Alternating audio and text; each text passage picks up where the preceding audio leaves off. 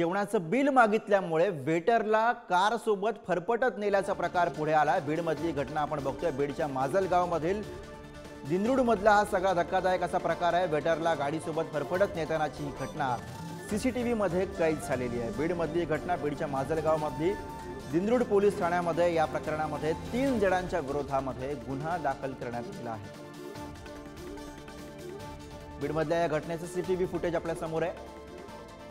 उदय नागरगोजे आपले प्रतिनिधी सध्या सोबत आहेत, त्यांच्याकडनं आपण अधिकची माहिती घेऊयात। उदय, अत्यंत धक्कादायक असा हा सगळा प्रकार आहे, काय घटनाक्रम या सगळ्या घटनेनंतर आता सध्या हाती लागलाय?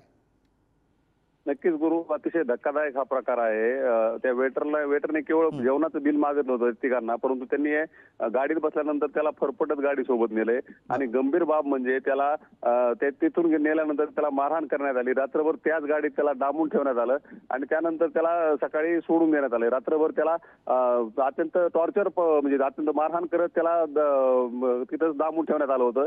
यानंतर आता त्याची सुटका झाल्यानंतर त्याला उपचार देण्यात आले आहेत, तसेच पोलिसात गुन्हा देखील दाखल झाला आहे, परंतु अद्याप या आरोपींना अटक करण्यात आलेली नाही। आता पोलीस तपास करत आहेत, आरोपी लवकरच अटक होतील असं देखील पोलिसांनी सांगितलंय। गुरु, अर्थात धन्यवाद उदय या सगळ्या सविस्तर माहितीसाठी।